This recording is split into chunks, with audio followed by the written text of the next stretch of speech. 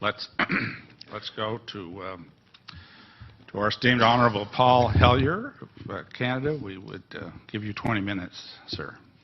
Thank you very much, Mr. Chair, and thank you for giving me this opportunity to speak. And thank you, Steve, for the invitation.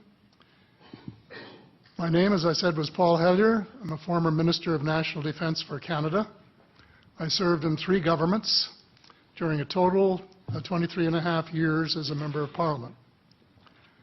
Although as Minister of National Defence, I had sighting reports of UFOs. I was too busy to be concerned about them at the time because I was trying to unify the Army, Navy and Air Force into a single Canadian Defence Force. And that itself was a kind of battle to the finish. So this was not high on my agenda.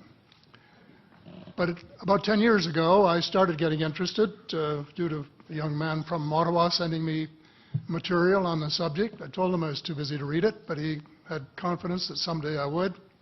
He sent me a copy of Colonel Corso's book, The Day After Roswell. It took me a while to get around to reading it, but I took it for my summer reading in 2005 and was really impressed with what was contained in it.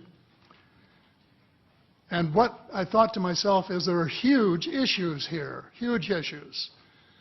And the American people and the people of the world have a right to know what's going on because they're part of it. It's not just an isolated thing.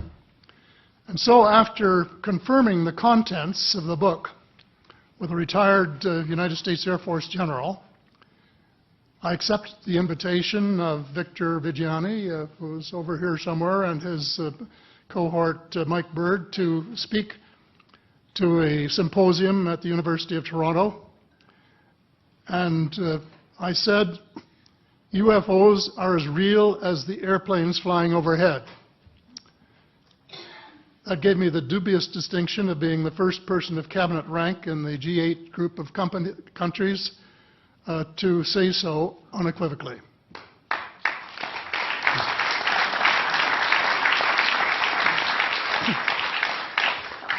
Since then, I've learned a lot from many sources, including a number of the fantastic witnesses that we have heard these last 4 days. They were so outstanding, I was just really blown away with them, the amount of information that was available. And I appreciate every single one of them.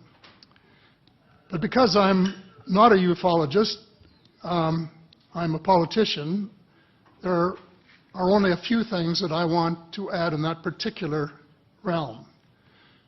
First is that about in the 1960s sometime, there was a flotilla of UFOs headed south that crossed into NATO territory in Europe. And the Commander-in-Chief of the Supreme Allied Headquarters in Europe was naturally very shaken. Fortunately, or maybe divine providence, before the panic button was pushed, the flotilla turned around and headed back north.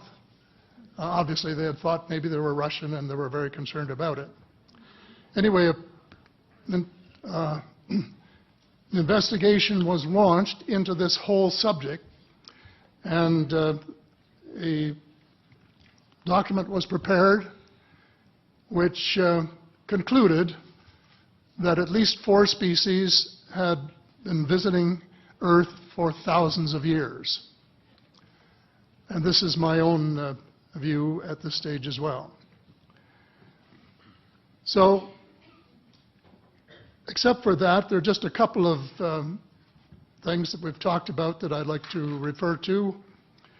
And one was that we were referring to them as they until this morning when Linda Moulton Howe, I think she was the first one, actually named 3 different species. I have brought my latest book called Light at the End of the Tunnel, A Survival Plan for the Human Species, as an aide-memoir, and I name 5 different species here. I'm aware of more now. As a matter of fact, I saw a document just a few days ago that mentioned 20. and I think you, Mr. Chairman, were interested in some of the places they might come from. And I have in here Zeta Reticuli, R-E-T-I-C-U-L-I, Reticuli, the Pleiades, Orion, Andromeda, and the Altair star systems. So I don't think we can any more refer to them as they, because they're not an amorphous mass. They are different species and consequently may have different agendas. I don't think we can say that they all have the same agenda any more than we could say that the United States, China, and Russia had the same agenda. Our real interests may be very similar, but as of now, our perceived interests are still quite far apart. One more observation before I begin what I want to say, and that is that we spent quite a bit of time talking about the 66-year-old cadavers. And I was glad to have Linda this morning finally say that there are live ETs on Earth at this present time, and at least 2 of them probably working with the United States government. The other species that I learned about not too long ago was called the tall whites. And this is when Paula Harris broke the story just a few years ago. And through her good offices, I had the chance to talk for about 3 hours with former Airman Charles Hall and listen to this absolutely fascinating story of how he was working with, first of all, he was scared out of his skin, but after that, when he got to know them, how he was working with, and finally they became to trust each other and have a good working relationship with the tall whites at the gunnery range at Indian Springs in Nevada. And these tall whites were living on United States Air Force property and working in cooperation with the United States Air Force and sharing technology with them. He wrote a book, incidentally, called Millennial Hospitality. There are 4 different versions, but Paula says that Millennial Hospitality number 2 is the best. I think that's the one I read, and it's a very interesting read if you want to sort of get inside the problem of what it's like to bump into these people floating across the terrain in the desert. Well, enough on that for now. My interest is in full disclosure. And my only caveat is I think probably I would say 95 to 98% full disclosure. I know of 1 or 2 things that I'm not sure should be in the public domain, at least yet. They will be someday, I'm sure, but not maybe immediately. But just as children survive the idea of the tooth fairy and Santa Claus when they become adult, I think that tax-paying citizens are quite capable of accepting the new and broader reality that we live in a cosmos teeming with life of various sorts.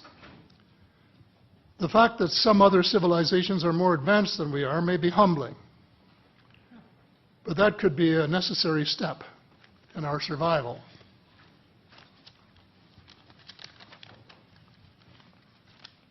The world is an unholy mess. We have at best until the end of this decade. In my book, I said we have 10 years to stop global warming if we don't want it to be beyond the point of no return. 2 years has gone past since it was written, so I say we have until the end of the decade to arrest global warming. Yet our leaders don't even talk about it very much except in a superficial way.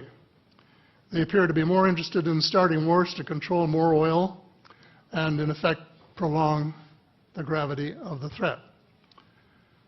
Of course, even if they took the problem seriously, they wouldn't have the finances to finance the transition from oil to the clean economy, to clean energy, because we have an infinitely silly banking and financial system in the Western world.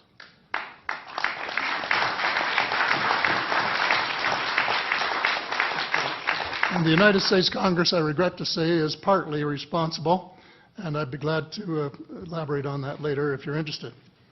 And finally, they need the technology for clean energy. And it exists, and it's being kept secret by the same vested interests who control our destiny. Who are these vested interests, and what are they up to? Well, Senator, you were talking about a military junta. In my opinion, that is true, but I have broadened and deepened the definition to cabal, and the cabal comprises members of the Three Sisters: the Council on Foreign Relations, the Bilderbergers, and the Trilateral Commission, the International Banking Cartel, the Oil Cartel, members of various intelligence organizations, and select members of the military junta, who together have become a shadow government of not only the United States, but of much of the Western world. The Council on Foreign Relations is the oldest of the Three Sisters, and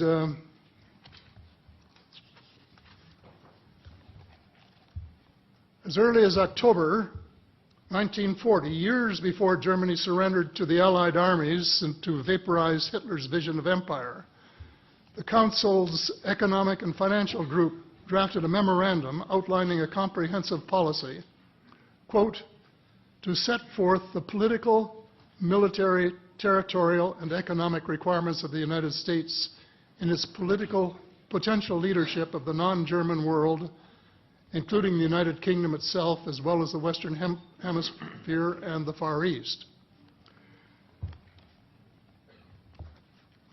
The Council made absolutely no effort to disguise, where's that? Right next page, yeah. The Council made no effort to disguise the fact that the purpose of the Grand Area and later world hegemony was to support an expanding U.S. economy, to provide it with raw materials and markets for its products. This was labeled the national interest, quote unquote. It was equally clear that the national interest was the interest of the ruling elite, whose members comprised the Council. The real interests of the majority of rank-and-file Americans was never a factor in the equation. So,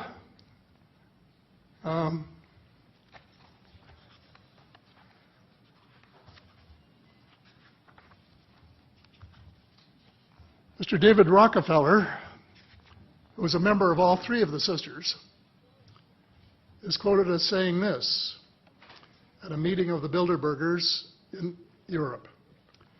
We are grateful to the Washington Post, the New York Times, Time magazine, and other great publications whose directors have attended our meetings and respected their promises of discretion for almost 40 years.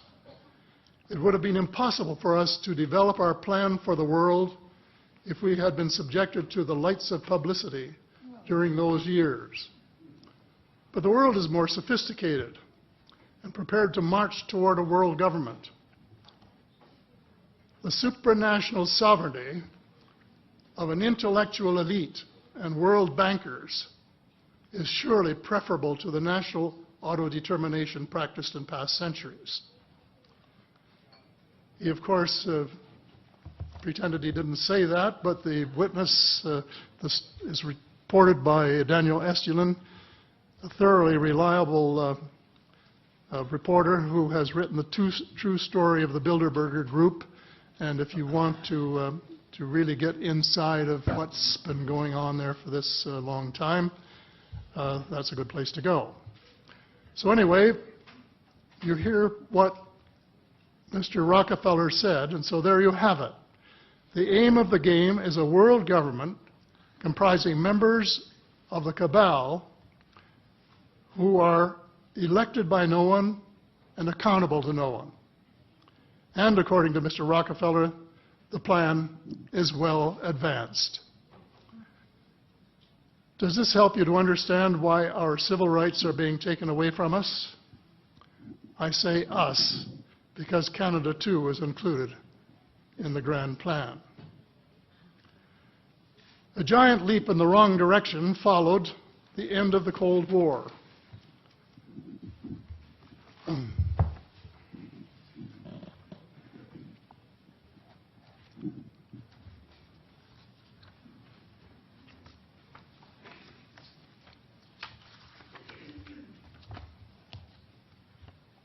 No one could have been happier than I was when the Berlin Wall came down on November the 9th, 1989.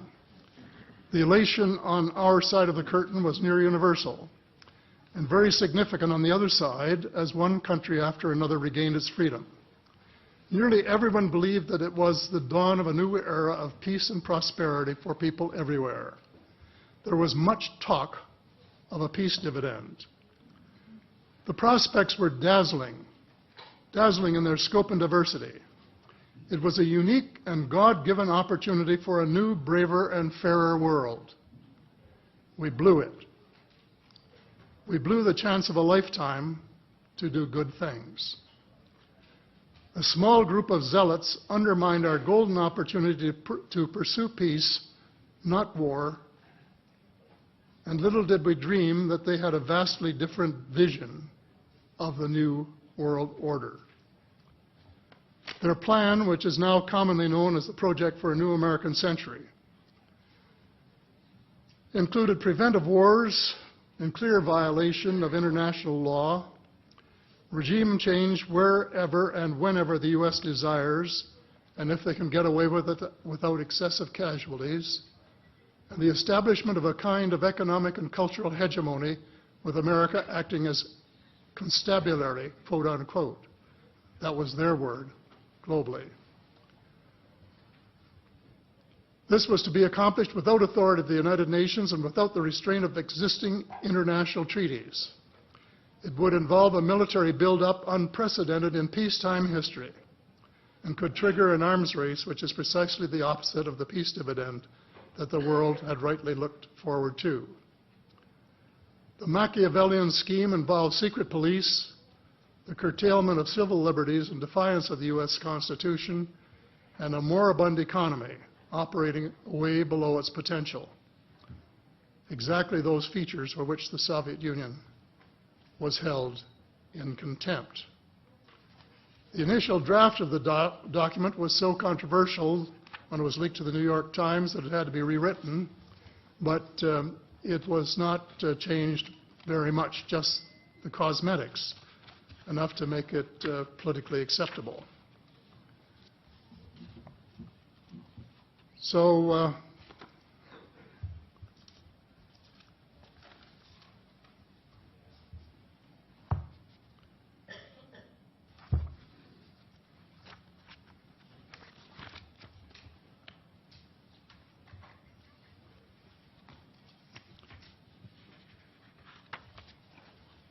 I have a few minutes here to my bearings.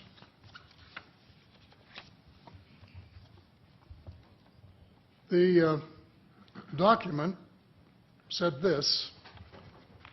Well, it may have been easy to persuade President Bush to abandon his stated policy of not getting America more deeply involved in international affairs, but persuading the American people would be more difficult. Sophisticated Americans would question such a giant sea change in policy.